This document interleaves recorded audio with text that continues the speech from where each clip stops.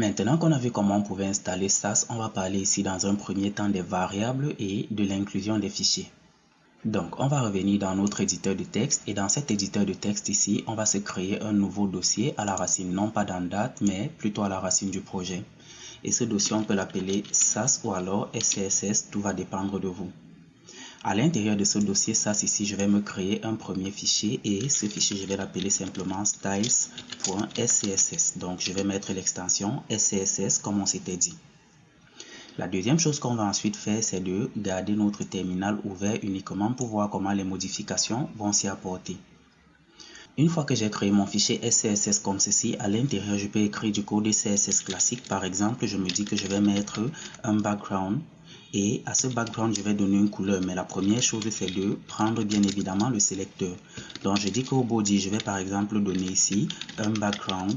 Et pour ce background, je vais mettre une couleur qui sera de type dièse OOO. Donc, je mets une couleur noire entièrement. Une fois que je mets cette couleur, j'ai bien envie d'avoir mon fichier CSS qui a été généré automatiquement. Et autre chose, je me dis qu'on va créer un fichier qu'on va appeler index.html. Et c'est dans cet index.html qu'on va s'assurer qu'effectivement notre code fonctionne comme il se doit. Donc dans ce fichier index.html, je vais commencer par me créer cette page ici. Et à ce niveau, je vais mettre peut-être SAS. Une fois que c'est fait, j'ai le body qui est ici et ce body, je l'ai marqué en noir. Je vais ensuite ouvrir cette page dans mon navigateur et je vais utiliser pour ça l'extension Live Server. Dans mon navigateur, vous allez vous rendre compte que la page elle est totalement vierge. Donc, je vais mettre mon navigateur d'un côté et je vais pour le coup mettre aussi mon éditeur de texte de l'autre côté. Maintenant que c'est fait, on va revenir ici et on s'était plutôt dit que la couleur de fond de notre body doit être sombre, mais pour le moment, on a une couleur qui est totalement blanche. Donc pour gérer ça, on va revenir par ici et cette première commande qu'on avait tapée, on va supprimer le -help qu'on avait tout après. Si on remonte un peu ici plus haut, vous allez voir que les deux premières commandes qu'on nous montre nous disent comment on peut utiliser notre SAS. Donc on lui dit lorsqu'on va taper SAS, on doit lui dire le fichier qu'on a envie de prendre. Et ce fichier, c'est celui qui contient le code SAS. Et on doit lui donner le nom du fichier dans lequel on aimerait avoir notre code CSS. Donc, si je redescends dans notre cas, je vais me dire, lorsqu'on entre dans le dossier SAS, qu'on lance la commande SAS, on va lui dire, tu vas partir dans le dossier qu'on a appelé SAS. Et dans ce dossier, on a un fichier qui s'appelle styles.scss. Et ce fichier, tu vas ensuite le compiler et tu vas le générer dans un dossier qui sera CSS. Et à ce dossier, tu vas créer styles.css. Et lorsque je vais valider ma commande, vous voyez que j'ai un dossier CSS qui s'est créé ici. À l'intérieur de ce dossier, j'ai styles.css, j'ai styles.css.map. Et si on ouvre le styles.css, vous allez voir que j'ai le code que j'ai écrit précédemment de ce côté. Donc du coup, je peux revenir à ce niveau et je vais dire que je vais lier mon fichier CSS. Et quand je lis le fichier CSS, je ne vais pas lier le fichier SAS, mais je vais lier mon fichier CSS classique. Là, je vais par exemple dire que je vais charger un dossier CSS et dans ce dossier CSS, il va charger le styles. Maintenant, si j'actualise ma page, vous voyez que ma feuille de style vient totalement de passer au noir. Mais on n'a pas envie de taper cette commande tout le temps. Ce qu'on peut faire, c'est simplement de dire lorsque je tape cette commande, je vais légèrement agrandir mon éditeur comme ceci pour que tout soit sur une ligne. On va se dire lorsque je tape cette commande, je veux qu'elle soit active permanemment à chaque fois que je fais une modification. Donc pour ça, on peut ajouter un -W pour dire watch ou alors on peut ajouter un tiret et on tape watch en toutes lettres. Donc soit on tape un -W, soit on tape deux tirets et on tape watch. Et là quand je vais lancer, vous voyez, on me dit SAS is watching for changes. Donc dès cet instant, si je reviens ici dans mon SCSS et que je décide que maintenant cette couleur va plutôt être du gris, donc je mets CCC, la modification se fait immédiatement. Vous voyez qu'on me dit ici que mon code a été compilé et il y a eu réécriture dans le nouveau fichier qui est styles.css. Et si on vient au ce niveau-ci, vous allez voir que ça a également changé. Mais là encore, vous allez me dire, en fait, on vient d'écrire un même CSS que ce qu'on fait d'habitude, mais je vous ai dit dans cette partie, on va parler des variables. Et bien que les variables existent réellement en CSS, les variables qu'on utilise dans le préprocesseur, dans le langage SAS, sont plus efficaces. Donc la première chose, par exemple, on peut décider qu'on va se créer des couleurs, c'est vrai, et je vais par exemple dire, pour créer une variable, on utilise $, un peu comme en PHP. Et je vais dire qu'on va faire un $blue. La couleur qu'on va lui donner, ça sera simplement du 00, 00 et FF. Donc là, on vient de donner une couleur bleue et pour ça, je n'oublie pas de mettre le dièse initialement par ici. On va par exemple dire qu'on va se créer une variable qu'on va appeler font size. Ou alors, je vais plutôt appeler cette variable ici la default font size. Et je vais me dire que le font size de base ici, ça sera peut-être 16 pixels. Une fois que je le fais, je peux dire que je veux que cette variable soit un default. Ça veut dire qu'on pourra la réécraser plus tard, ce que je ne sais pas si on fait en CSS classique. Et là, je vais également demander que ce soit un default. Ce deux points n'a pas sa place par ici. Donc, maintenant que c'est fait, je peux venir un peu plus bas et me dire que lorsque je prends le body, au lieu de lui appliquer directement un BGC, qui sera peut-être du dièse et lui mettre une couleur bleue, je peux simplement dire que je vais lui mettre ici le $blue. Et lorsque je vais sauvegarder, vous voyez que ça marche immédiatement.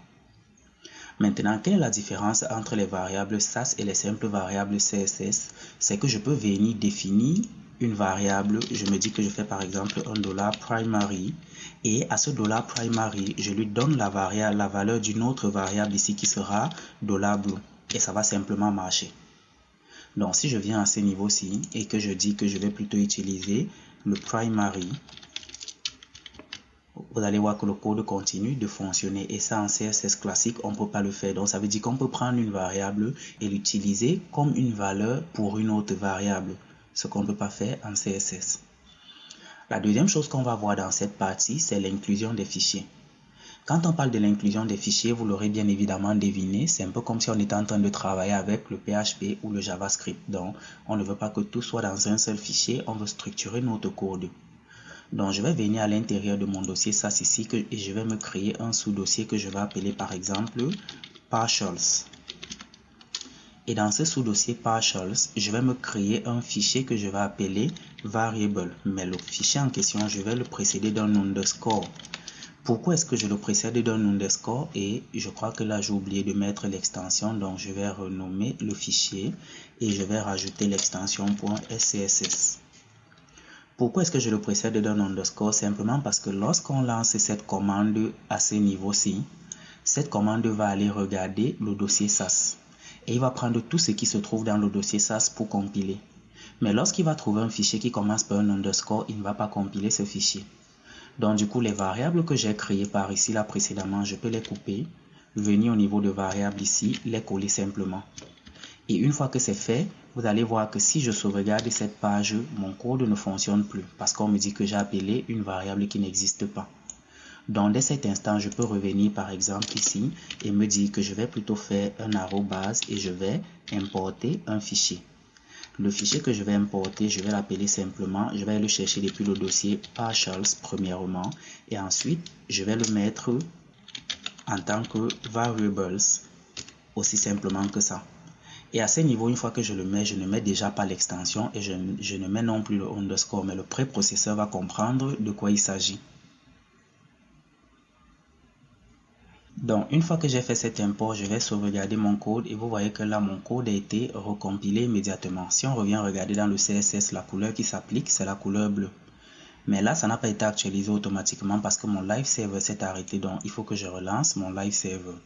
Et là, vous voyez que j'ai ma couleur bleue qui s'applique comme on l'avait précédemment.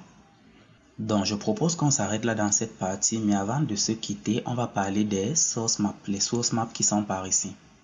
Lorsque je veux par exemple cette source map, vous allez voir qu'il y a un texte qui est écrit en JSON qu'on ne comprend pas réellement, mais en grosso modo, ce texte permet de faire le lien entre le SCSS qu'on écrit par ici et le CSS qui est généré par ici. Et l'importance des source maps se trouve en fait au niveau du débogage dans le navigateur lorsqu'on veut maintenir notre code. Je vais ouvrir par exemple mon outil de développement et je vais venir dans l'inspecteur. Lorsque je suis dans l'inspecteur, je sélectionne le body. Et dans le body, vous allez vous rendre compte qu'on lui a donné un background ici là qui avait cette couleur. Mais lorsqu'on va regarder de l'endroit du fichier dans lequel provient ce code nous provient de styles.scss à la ligne 2. Ça ne nous provient pas de style.css qui est à la ligne 1, mais ça nous provient plutôt de style.scss qui est à la ligne 2. Simplement parce que, vu qu'on a activé les source maps, le navigateur va venir chercher ce fichier. Et ce fichier va lui dire qu'en fait, le code qui a été généré au niveau de ce CSS provient en fait du SCSS à tel endroit. Ce qui fait en sorte que par moment, on pourrait écrire notre code ici, nous sommes à la ligne 50, mais lorsque ça nous génère ça dans le CSS, c'est peut-être à la ligne 125. Du coup, si ici là on voit plutôt CSS ligne 125, ça ne nous indique pas à quel endroit on doit venir faire la correction dans notre SCSS. Par contre, en utilisant les source maps, on voit directement à quel niveau il y a problème dans notre SCSS et on peut revenir dans le fichier et le modifier une fois. Cela étant dit, je vais également préciser que dès la prochaine partie, on ne va plus s'intéresser aux fichiers CSS et aux fichiers map. On va travailler uniquement dans nos fichiers SCSS. On aura notre ligne de commande ici et si on a une erreur qui se produit, on pourra voir immédiatement par ici en dessous. Et là, on pourra également corriger cette erreur. Donc, on va se retrouver dans la prochaine partie et je pense que dans la prochaine partie, on va parler de l'imbrication du code et peut-être de l'héritage.